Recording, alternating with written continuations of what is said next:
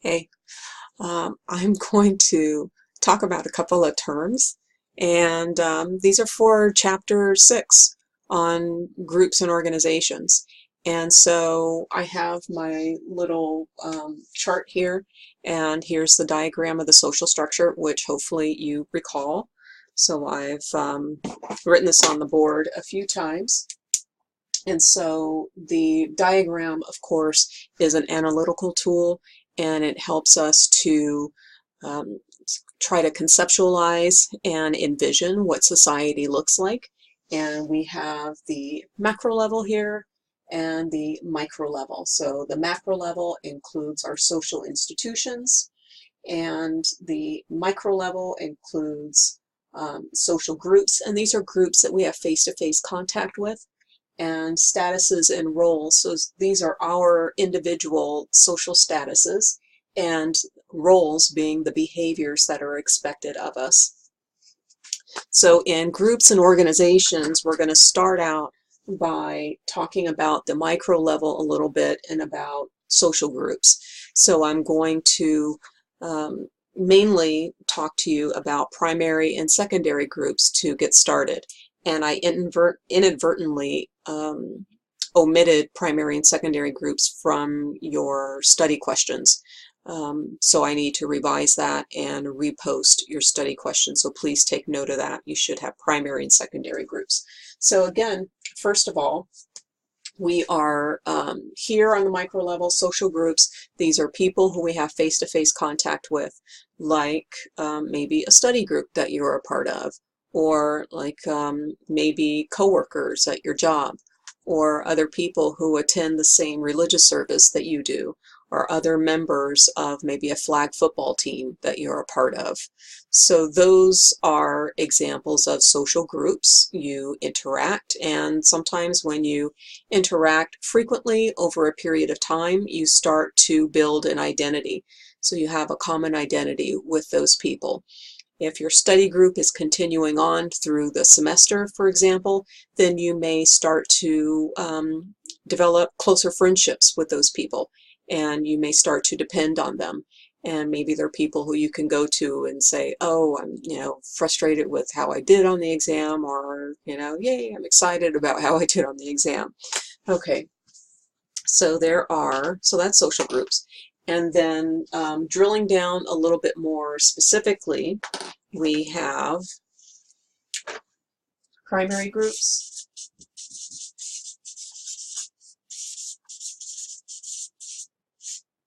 and we have secondary groups.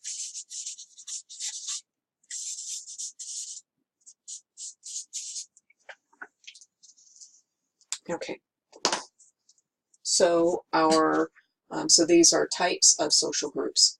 Our primary groups are groups that we have close personal relationships with, and our secondary groups are groups that tend to come together to achieve a particular goal, so to achieve some task. So I mentioned the study group. So if you're a part of a study group, you're probably a part of that group because you want to do well in class. You want to pass. You want to earn as high a grade as possible. So you've joined the study group, and other people in the group probably have the same goal. After the conclusion of your class, however, you probably will disband. So this study group will probably no longer meet. And that is typical of a secondary group, because you're together to achieve some particular goal, and then you disband after that. Just like in class, the class that you're studying for. So once the particular semester is over, then more than likely, unless it's unless you have a cohort and you're going through a certain program, like maybe a nursing program with the same group of students, in that case, then you'll probably see those same people the following semester.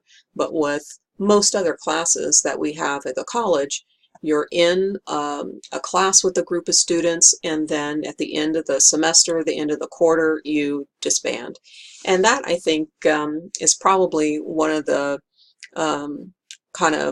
occurrences that can take a little getting used to in regard to college, is that in grammar school, K through 12, you are continuing with, basically, the same group of students, unless, there are people who are coming and going, they're moving out of the neighborhood, they're moving into the neighborhood, or enrolling in a particular school. Maybe it's a magnet school, for example. So you have, a few people who come in and out, but basically you have the same group of people, but it's different for college. So classes are usually composed of secondary groups.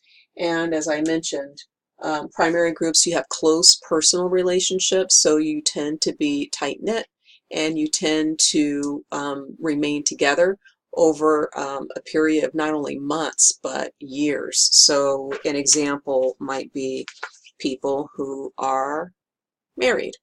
So here's a picture of a couple who married, and so the couple in the center, and I know it's a little out of focus, but they are, take my word for it, they are married, or these folks, this couple. So this is from December, what, 10th, 1948.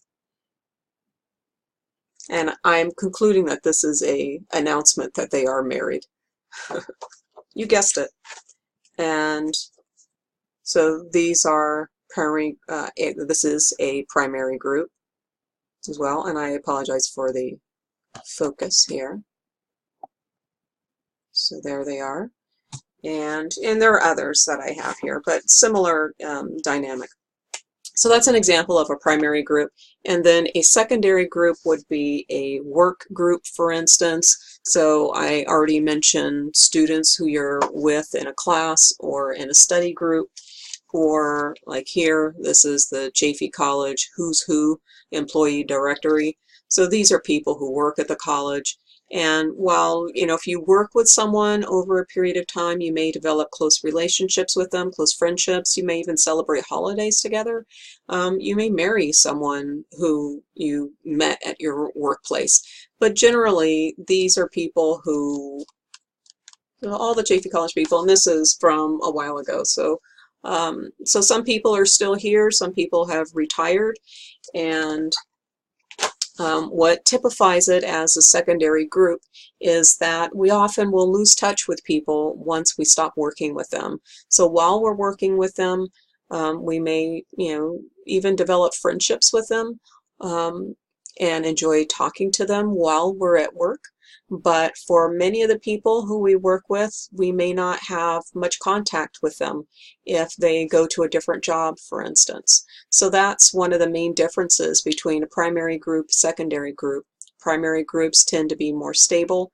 They tend to be closer. We see ourselves as a closer knit, stronger identity group, like family. And then secondary groups are groups, again, that we come together with to complete some kind of task.